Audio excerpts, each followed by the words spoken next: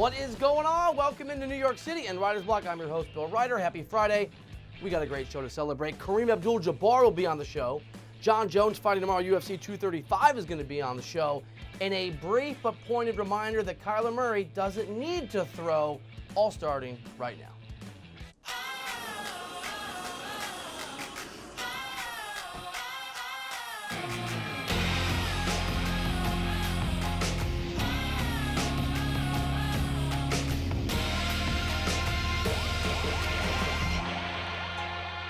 We're going to make this short because we don't need to spend 10 minutes on it. And we have great guests coming up. Kareem, pretty exciting. Jon Jones, pretty exciting.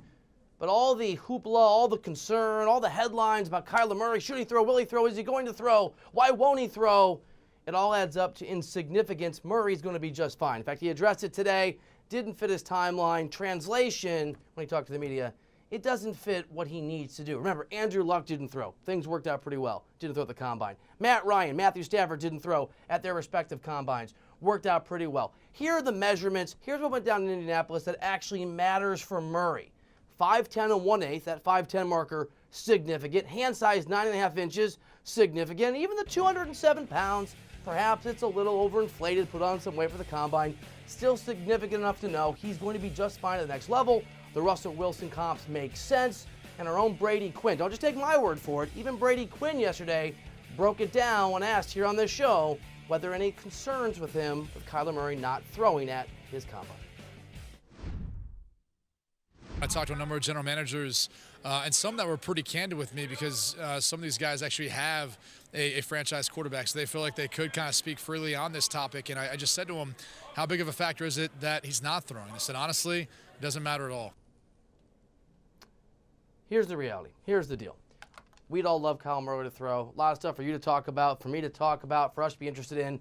But Murray's job and his goal is to be drafted as highly as possible. 3 weeks ago, the over-under on where he'd be drafted in the first round was 8.5. After the hand size was measured, after it turned out he was over that 5'10 marker, he went to the over-under went to 6.5. Kyler Murray's going to be fine. You don't throw if you don't have to. He doesn't need to. His pro days, almost certainly in Oklahoma, will be where teams can figure out what they want to figure out about Murray and decide whether he's the first pick in the draft or shortly thereafter. But Kyler Murray is going to be a successful NFL quarterback, almost certainly, and what is certain is he's going to have a successful draft day. This is much ado about nothing because we love doing that in sports, but you're smart. I try to be somewhat smart, and we don't scream at people here on CBS Sports HQ. I think most of us realize Murray not throwing is because Kyler Murray and the people around him know exactly what they're doing. That's it, right? Short, sweet, simple. Kyler Murray doesn't need to throw. Let's do this. Let's talk some Jon Jones. Let's talk to Jon Jones. Let's talk to Kareem Abdul-Jabbar, two great guests, starting with Jon Jones, top of the card, UFC 235 tomorrow in Vegas. Jon joins me in here in just a moment on Writer's Block on CBS Sports HQ. Don't go anywhere.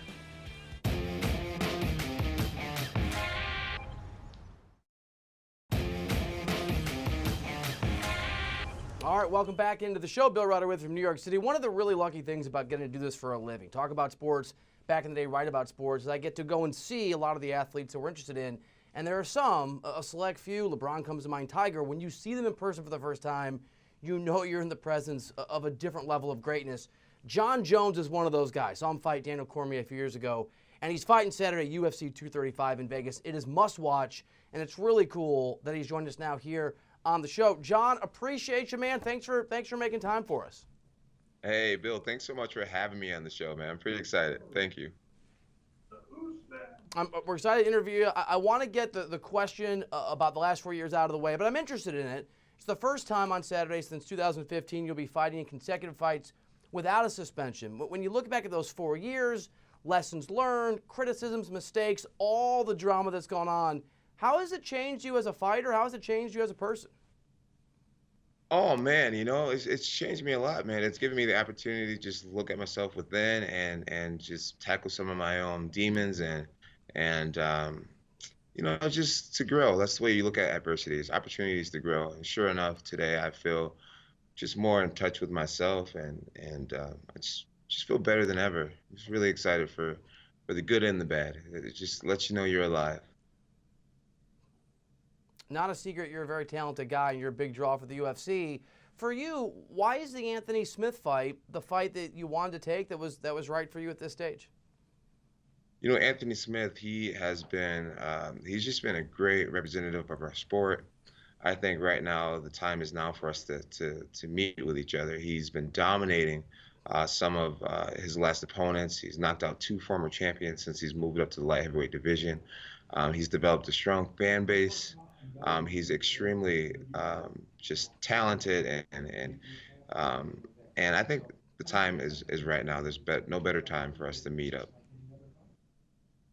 As you look at him as an opponent, whether it's you're studying tape or you're getting ready your game plan, what are the things against Anthony that you need to do, that you want to do to get the outcome that you're hoping for on Saturday? Game plan wise, you know, we have a lot of tactics that we believe will land on him, but for the most part, we don't really come up with too strong of a game plan. We have some general, just kind of ideas and things, but we just believe in and being capable of almost anything, and just allowing the body in the moment to just take over, and just being an artist and just creating. So you're doing media right in the lead up, and then on Saturday you'll be, even before Saturday, but you'll be liberated to kind of focus on when you're going to step in that octagon. From the moment you wake up on Saturday, what's the Jon Jones routine up until it's go time? So usually I'll wake up, I'll have a big breakfast with my teammates, and then we'll find a really nice place in the city we're at to meditate for a while. We always try to find a beautiful park, or like a waterfall, things like that, just to find that kind of like serenity and peace right before the fight. And that's pretty much our tradition. And then I'll go back to the hotel room, and I'll take a nap, wake up, and say a prayer with my parents, and then I'll just head to the arena, filled with just great energy, and just be the artist that I'm capable of being. I can't speak for DC, and we've had him on the show a lot, friend of the show, but I personally, as a fan of the sport, would love to see the trilogy between you guys. And after, I think it was the Gustafsson fight, when Cormier won that fight, you made it pretty clear that you also wouldn't mind that happening. What was your confidence level then? What's your confidence level now that that's ever going to take place? I believe that it will take place if the fans desire it enough. I think it's up to the UFC to just make it happen, just to sit us both down, come up with a contract that'll make sense for both of us, and just to make it happen. That's one thing we're good about here at the UFC. We always give the fans what they want, pretty much when they want it. So I'm pretty sure the fight's inevitable. It's going down. DC said on this show and other shows, but certainly here, he doesn't want to fight you again because he doesn't want to go through being disappointed. But he also said recently, and I think he's right, that you two are just on a different level in terms of fighters, that it's just a different thing. What is it about you and DC in your weight class that makes the gulf between you and the rest of the fighters so wide? I think DC would love the narrative to be that me and him are on a completely different level. But the facts are, I've beaten Daniel Cormier twice. I believe, and I know this sounds arrogant, but I believe that I'm on a different level, and DC's on that level right below my level. And I think what makes me at the level that I am is just my passion. It's my sheer passion. A lot of people can talk about being passionate. They can talk about being a hard worker, but man, I live, breathe, eat this stuff. I'm totally convinced that God put me on earth to do this, where other people just look at it as a job that they want to be good at. I'm convinced that I was born to do this. I believe that I'm anointed to do this, and I think that's the difference. And certainly so far, when you've been in the octagon, you have shown that it is very difficult, albeit impossible, for people to beat you. At least so far, why can't anyone in that light heavyweight division beat Jon Jones? Well, I think everyone is capable of doing it. I think it's always a possibility. I pray before every fight that God's will is done, and I work extremely hard to make their chances really, really slim. And so far, I've come out on top. And what about like a super heavyweight fight, a Brock Lesnar, or just some super fight with Jon Jones? Is that on the radar for you? Is that something that in your brain you've got a name or two that at some point you think would be really interesting for fans and for you? Yeah, absolutely. Well, I know for a fact myself versus Francis Ngannou will be gigantic, right? He's just big and scary. How cool would that be, right? With all respect to him. Myself versus Stipe Miocic, who has the most heavyweight titles, ever. He's considered the greatest heavyweight of all time. I know the fans will be excited about that. Cain Velasquez is another one that would be a huge fight for the UFC. And then obviously the biggest one is, probably DC just because of our history. Yeah, I mean, I'd pay for the UFC fights on pay-per-view, as other folks should too, including UFC 235. I would pay double for each of those fights. All right, Jon Jones, love the time. I think we're your last interview, so it's been great. But I got one last question for you before you can go into, thinking about Saturday mode.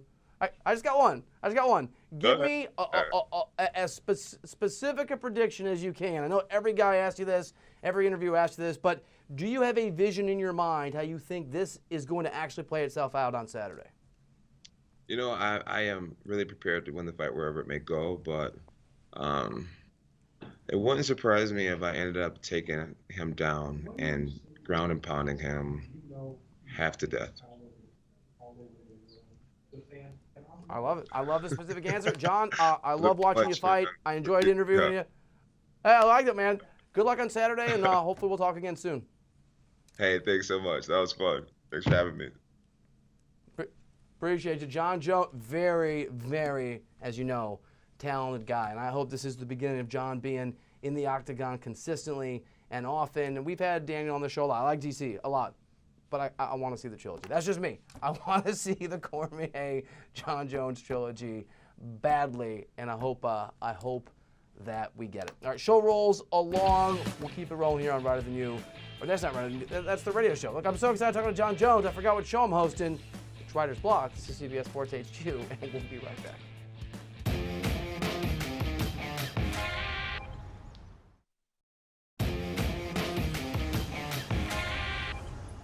All right, welcome back into the show from New York City. It is Reiter's Block. I'm really excited. Jon Jones was great, and really excited now to welcome onto the show Kareem Abdul-Jabbar. Well, Kareem Abdul-Jabbar, first of all, it is an honor. Thank you so much for being on the show. Nice to be here. How are you? I'm wonderful. And the way that I found out that the Skyhook Foundation was going to have an influx of funds through your generosity is my sister, who does remarkable education work in this country and in South America, sent me a note with the link that you're going to be auctioning some of your memorabilia, including championship rings, with the message, "This is the best sports story I think I've ever seen." So thank you. Congrats. And I'm curious how you came about the decision to decide, I'm going to part with these objects that are special to me and special to the game to make a difference. Well, I just figured that these wonderful things that I have are just collecting dust for the most part. It's hard to share them unless I'm going to be in the museum business. So I can fund my charity, help myself, and leave a legacy that will help my community. The kids that we send up to the Angeles National Forest for a STEM education, for the most part, are from underserved communities, and they have no idea of how to use their educational opportunities in the best way. So Skyhook Foundation works with the LA Unified School District, and we take about 80 kids each week to the Angeles National Forest, and they do hands-on STEM experiments. That's experiments in science, technology, engineering, and math. And we hope that we can get this message to them at a time when it can ring true and give them an idea of how to use their educational opportunities to take advantage of all these companies that need engineers and other people that are scientifically have a good scientific background. So we start now before, let's say, peer pressure and popular culture lead them away. Too many of our kids want to be LeBron James or Beyonce or Elton John. They don't have the idea that, if they just pay attention in chemistry class, they can have a wonderful life and do what they want to do. It's an incredible cause. If I had the money, which I do not, I would absolutely bid in the auction for one of your four championship rings because of the touchstone that those are to a remarkable history of the game and the difference you just walked us through that folks can make. For those people who are watching, I have some friends who are and who have those means to try and bid. Which of the four championship rings are available? Geez, I don't have the exact numbers here. I had so many of them. That's one of the problems. Keeping up with all of this stuff, sometimes. That's a good problem to have. Yeah, but sometimes they just end up being stuff that you have to protect and worry about. So by sharing it, I'm taking that burden off of me. A significant portion of the funds will support my foundation and enable it to continue. We have a waiting list of 6 years of schools that want to participate in the program. So it's been a success in that sense that we're having a good effect, and we just want to keep it going. That's really interesting. I had the good fortune as a young reporter to cover LeBron James for a year of my career when I was a newspaper writer. And I've had the good fortune to interview him on television as well. And I find him to be one of the most interesting and nuanced athletes and human beings out there. I think it's one of the reasons that at least I really have enjoyed the experience of talking about his basketball and things beyond basketball. And so your column in, I think it was in Newsweek, really struck me. You wrote about how his legacy and his greatness far transcends his basketball skills, which are obviously massive. For folks who didn't see that, what it is about LeBron James and his legacy that he's building that caught your attention and that you think is the fuller version of it? Well, LeBron could be, right now, as we're speaking, he could be on his own island counting a lot of his money. But he has dedicated himself to making a difference in his community. So the school in Akron where he has supported it, he's going to be sending kids to college. He's going to change their lives that much. And that type of generosity and that type of vision is rare. And I think it should be appreciated. And, I feel tremendously blessed that he's here in Los Angeles and, taking that same attitude toward this community. It's awesome. You don't get to be one of the greatest players of all time like yourself, like LeBron James, if you're not incredibly competitive. You have scored more points than any player in the history of the NBA. And you never know how long a guy's going to play and play at a high level because age comes for all of us. But LeBron James is certainly, if you look at the math, if he can stay healthy for 4 or 5 or 6 more years, capable of getting close to that mark. Is it too far out, or do you follow that a little bit with an eye on whether or not and how close LeBron can get to that record you've set? I'm not worried about that at all. He has already done everything that he can do as an athlete. He doesn't have anything to prove there. So it's just up to him and the choices that he makes. Fate is always involved. Somebody could get injured. But it's a wonderful thing for the fans to see and track. And, more power to him. Lakers did win on Wednesday against the Pelicans, but been a bit of a struggle, and we take for LeBron James as a player for granted all the time. And as you walked us through, I think a human being, but there are expectations that come with being LeBron, fair or not. There are expectations that come with being a Laker, fair or not. They are, at least as it's situated now, not in the playoffs as the season ended today. Kareem, what do the Lakers need to do? What are you seeing to try and close out this season the way that they want? Well, I think they're a player or two away from being serious contenders. They have a nice nucleus of young players, but they need a little bit of help. I think the brouhaha we just saw over the past 2 weeks about Davis is indicative of what's going on there. So Lakers have a few personnel changes that they have to make before they're contending, but it's fun for the fans, and at least they're in the hunt. All right, last question for you, and really appreciate the time. And again, for those of you who are watching, the Skyhook Foundation is an incredible cause.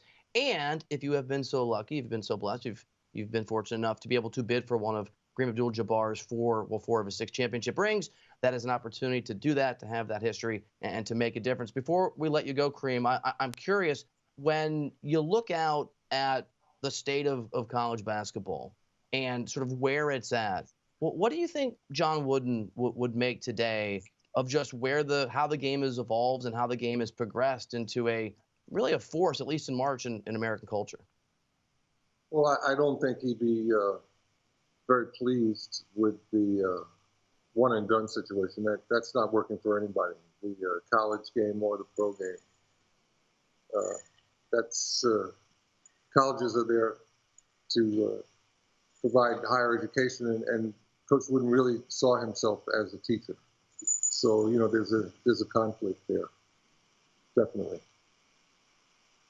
And what do you think, if you were asked as part of a panel or a conversation or information gathering process by the people who do have the power to make those decisions, what would your recommendation be for the format for one and done or straight to the NBA, or you have to play a certain number of years? Well, how would you try to solve that? I think the way Major League Baseball dealt with it was pretty good. You can sign a contract with a team, but you can also go to college for 4 years and enter the minor leagues or the major leagues at a later time.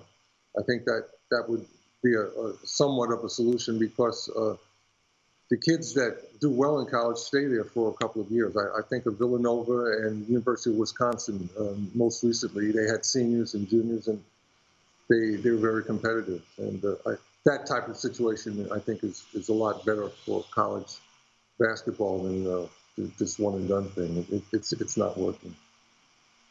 Kareem Abdul-Jabbar, I had the pleasure to interview you for the first time as a newspaper writer. It must have been 13 or 14 years ago in Kansas City. It is always a pleasure. Thank you again for being gracious enough to make some time for us. Great. And tell people Goldin Auctions, Goldin Auctions.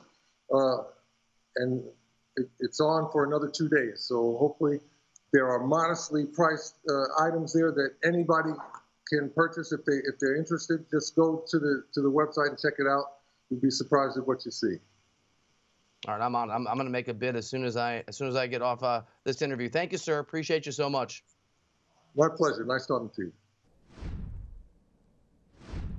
Man, that Wooden answer is really interesting. Great stuff by Kareem Abdul-Jabbar. Thanks to him. Thanks to Jon Jones. Thank you for hanging out here. We're going now on CBS Sports HQ live to Indianapolis. Combine coverage. We got you covered. We'll see you here in Writer's Block on Monday. Thanks for hanging out. See you next week.